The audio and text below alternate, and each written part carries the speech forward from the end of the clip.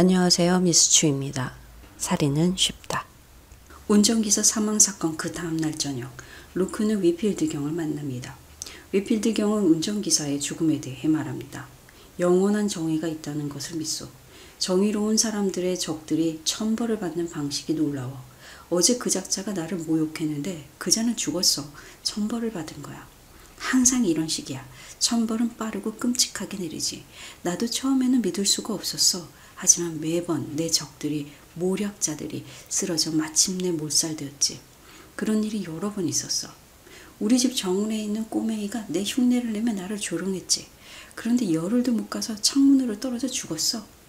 그 다음 악당 카터가 있지. 술주정뱅이 그 악당이 여기 와서 나를 모욕했어. 그리고 일주일 후에 진창에 빠져 죽었지. 하녀 계집아이도 있었어. 감히 목청 높여 내게 상소리를 해댔는데 곧 벌을 받더군. 독약을 마셨어? 더 얘기해 줄 수도 있어. 험블비는 상수도 계획을 감히 반대하고는 폐혈증으로 죽었지. 이런 일이 계속됐어. 호튼 부인은 가증스러울 정도로 무례하게 굴더니 오래가지 못해 죽었지. 모두 죽었어. 놀랍지? 그는 루크를 향해 미소 짓고 있었습니다. 조용하고 행복한 표정으로. 루크는 기억의 조각을 떠올립니다.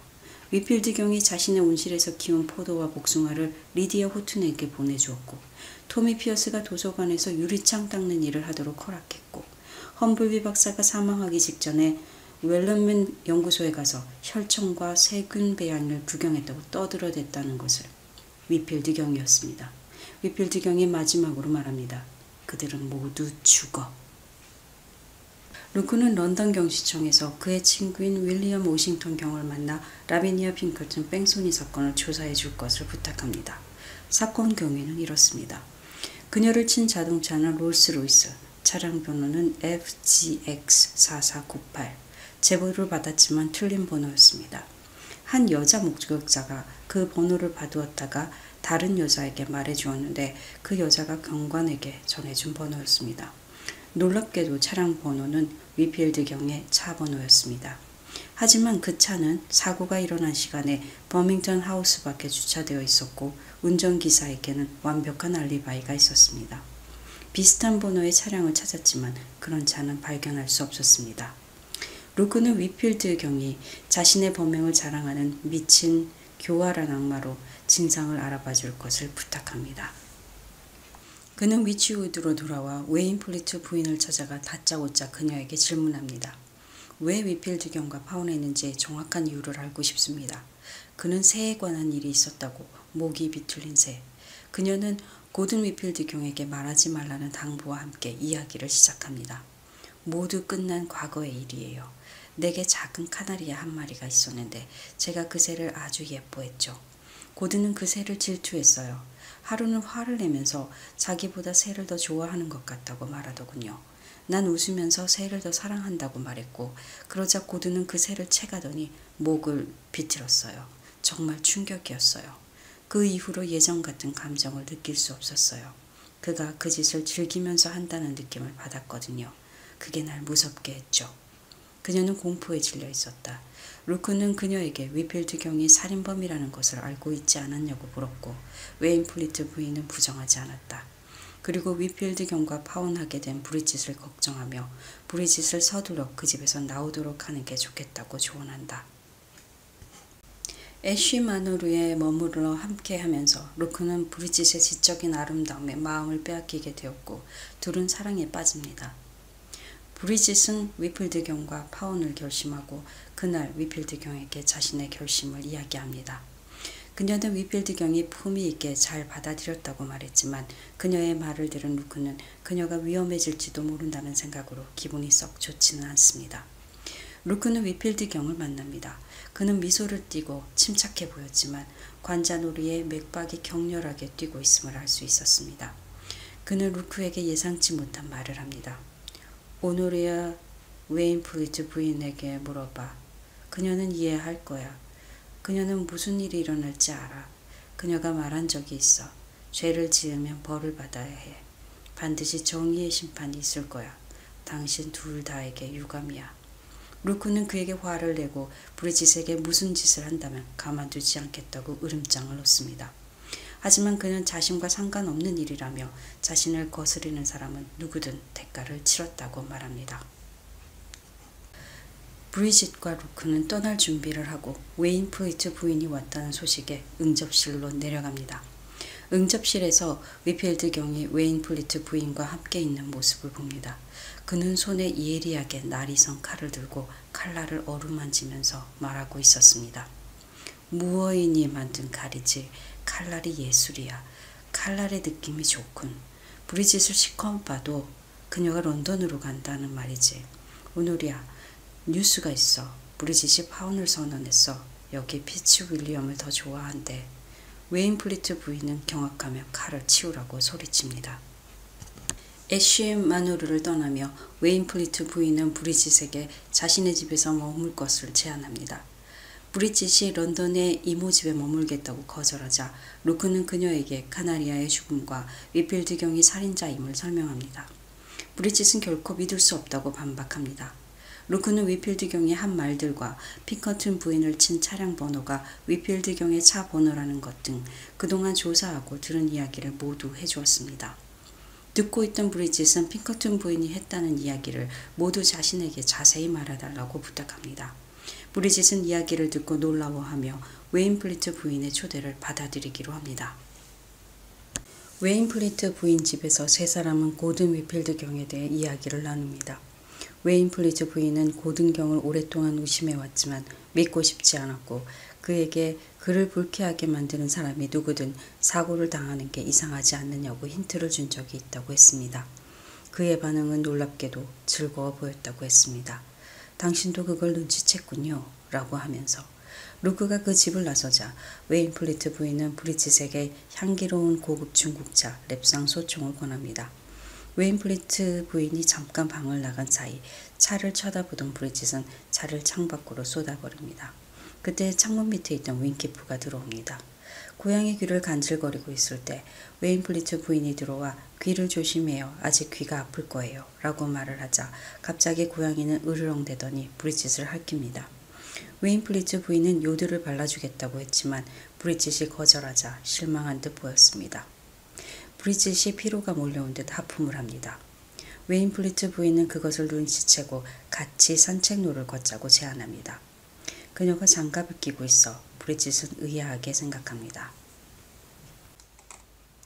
들판을 걸어 작은 관목숲을 지나는 좁은 길에서 한창 마을 이야기로 수다를 떨던 웨인 플리트 부인이 잠시 앉아서 쉬어가자고 제안합니다. 졸음을 이기지 못한 듯 브리짓은 눈을 감고 반쯤 졸면서 앉아 있었습니다. 잠시 후 갑자기 웨인 플리트 부인이 가까이 다가와 조용히 말을 걸어왔습니다. 졸린가 봐 아가씨. 그렇죠? 브리짓에게 갑자기 섬광같이 어떤 생각이 머리를 스칩니다. 그녀는 차에 무언가 문제가 있었음을 직감합니다. 그녀는 연기를 하기로 합니다. 웨인 플리트 부인은 바구니에서 무언가를 꺼내 들었는데 그날 오전 위필드 경이 들고 보여준 칼이었습니다. 웨인 플리트 부인은 부드럽고 소름 돋는 웃음소리를 내며 말합니다. 너는 고든에 대한 최고의 불리한 증거가 될 거야. 넌 여기서 그의 칼에 목이 잘린 시체로 발견될 거거든. 그의 지문이 있는 칼과 함께. 난 항상 어렸을 때도 머리가 아주 좋았어. 하지만 사람들은 내가 아무것도 하지 못하게 했어. 그러다 고든을 만났지. 그는 평범한 구두가게 아들이었지만 야망이 있었어. 난 고든이 출세할 거라는 걸 알았지. 그런데 그가 날 차버렸어. 그 새에 얽힌 우스꽝스러운 일 하나 때문에. 그녀는 이상한 손짓으로 뭔가 비트는 신용을 했습니다. 고든이 나를 차버렸어. 감히. 웨인 플리트 대령의 따님을. 난 반드시 대가를 치르게 해주겠다고 맹세했어. 그러는 사이 가문이 몰락했고 그 집을 팔아야 했지. 그런데 그자가 그 집을 샀어. 내게 선심 쓰는 척하면서 그 집에서 일하라고 도서관 일자리도 주었지. 내가 얼마나 중후했는지 몰라. 난 항상 생각했어. 그냥 죽일까? 그러다 범죄학 서적을 읽기 시작했고 나는 그를 그냥 죽이는 것보다 더 좋은 방법 하나가 떠올랐어. 그가 저지르지 않은 범죄로 고통받게 하자는 거였어. 그는 내가 저지른 범죄로 교수형이 되거나 아니면 평생 정신병원에 갇히게 될 거야. 그녀는 깔깔거리며 말을 계속합니다. 난 신중하게 희생자를 골랐지. 말했지만 난 범죄 관련 책을 많이 읽었거든. 살인은 너무 재미있었어. 웨인 플리트 부인은 자신을 노처녀라고 놀리고 잘난 척했던 호튼 부인의 차에 비소를 섞고 위필드 경이 보낸 과일 맛이 쓰다고 간호사에게 말했으며 고든과 싸웠다는 이야기를 들으면 사고를 준비했습니다. 그리고 고든에게 그를 거스리는 사람들은 고통을 받는다는 암시를 주었고 그는 어리석게도 그것을 그대로 믿었습니다. 그녀는 아무런 의심을 사지 않았고 살인이 쉽고 재미있다는 표현을 서슴없이 사용했습니다. 그녀는 자신의 무용담을 말하듯 말을 계속합니다. 험블비 박살 때는 고든이 웰러맨 연구소 방문과 연관짓도록 만들 수 있다고 생각했어. 그 당시 윈키프의 귀가 곪아 고름이 많이 나는 상황에서 험블비 박사의 손에 가위로 상처를 내고 직접 치료를 해주겠다고 하며 윈키프의 고름이 묻은 붕대를 감아주었지. 성공해서 정말 놀랐어. 그런데 그 여자가 알아차린 거야. 난 그녀가 그날 런던 경시청에 간다는 걸 알았어. 그녀를 따라갔지. 난 그녀를 바짝 따라붙었어. 그리고 큰 차가 한 대 오길래 힘껏 밀어버렸어. 난 아주 힘이 세거든. 난 옆에 서 있던 여자에게 고든의 롤스로이스 번호를 말해주었어. 그 여자가 경찰에 말해주기를 바랬지. 난 항상 운이 좋았어. 리버스와 고든이 싸울 때 루크를 증인으로 둘 수 있었잖아. 이제 이 모든 일을 마무리하게 되겠지. 고든이 날 찼어. 너랑 결혼하려고 했지. 나는 살아오면서 내내 실망만 했어. 난 가진 게 없어. 아무것도. 웨인 플리츠 부인은 광기 어린 눈빛으로 미소를 지으며 칼을 들어 올립니다. 그 순간 브리짓은 그녀의 손목을 잡고 둘은 치열하게 몸싸움을 벌였습니다. 브리짓은 겨우 상대의 손목을 비틀어 칼을 떨어뜨립니다. 그러자 웨인 플리트는 미친 듯이 브리짓의 목을 졸랐습니다. 절체절명의 위기에 루크 윌리엄스가 험블비 부인의 말을 듣고 달려와 웨인 플리트를 제압하면서 사건은 마무리됩니다. 런던 경시청 배틀 총경과 루크, 브리짓이 위필드 경에게 기묘한 사건의 경위를 설명합니다. 배틀 총경은 웨인 플리트 대령 가문에 정신병 유전이 있었고 그녀는 야심만만한 성격에 야심을 제대로 발휘하지도 못해 좌절하고 연애도 마음대로 되지 않았다고 설명해줍니다. 브리짓이 위필드 경에게 파혼 이유를 묻자 진실을 말해줍니다. 오노리아에게 카나리아가 있었지. 그 새를 아주 예뻐했어. 그 새는 그녀의 입술에서 설탕을 받아먹곤 했는데 어느 날 그녀의 입술을 조금 세게 쪼았던 거야. 그녀는 화를 내며 그 새를 집어들더니 목을 비틀어 버렸어. 난 그 후론 예전 같은 감정이 들지 않았지. 그는 자신을 살인자로 몰려고 했다는 모든 이야기를 믿을 수 없어 했습니다. 그날 아침에 전화로 12시쯤 숲으로 와달라고 브리짓의 이름으로 메시지를 보내왔는데 차로 오지 말고 걸어오라고 했다고 말하면서 그는 경악과 비탄으로 소리를 질렀습니다. 브리짓은 루크의 설명을 듣고 웨인 플리트 부인을 의심하게 되었다고 말합니다. 고든 위필드 경의 비서로 오래 일해왔던 터라 그의 성격에 대해 잘 알고 있었고 웨인 플리트 부인이 한 말이 진실이 아니라 거짓말을 한 거라고 의심했다고 합니다. 그래서 진실을 밝히기 위해 웨인 플리트 부인의 제안을 받아들여 그녀의 집에 머무르기로 한 거였다고요. 루크와 브리짓의 로맨틱한 사랑이 이루어지며 행복한 미래를 꿈꾸며 이야기는 마무리됩니다. 지금까지 아가사 크리스티 추리소설 시리즈 중 살인은 쉽다의 줄거리를 훑어봤는데요. 재밌으셨나요? 이 소설은 영국 BBC에서 제작한 미스 마플 시리즈 중에도 포함되어 있습니다. 물론 등장인물의 이름을 제외하고 내용은 원작과 전혀 다르게 각색되었지만 꽤 재미있게 봤던 기억이 납니다. 특히 루크 윌리엄스 역의 셜록의 베네딕트 컴버비치가 등장한다는 점이 흥미로웠는데요. 관심 있는 분은 넷플릭스에서 찾아보길 추천드립니다. 1930년대 쓰여진 작품이라 범죄 구성이 다소 허술한 점이 있고 미스 마플이나 포아로가 탐정으로 등장하지는 않지만 사고를 가장한 살인이라는 소재를 다루었다는 점이 신선한 아가사 크리스티의 섬세함으로 태어난 로맨틱 스릴러물이라고 생각합니다. 더 재밌는 책이 있으면 다시 소개드리겠습니다. 바이바이.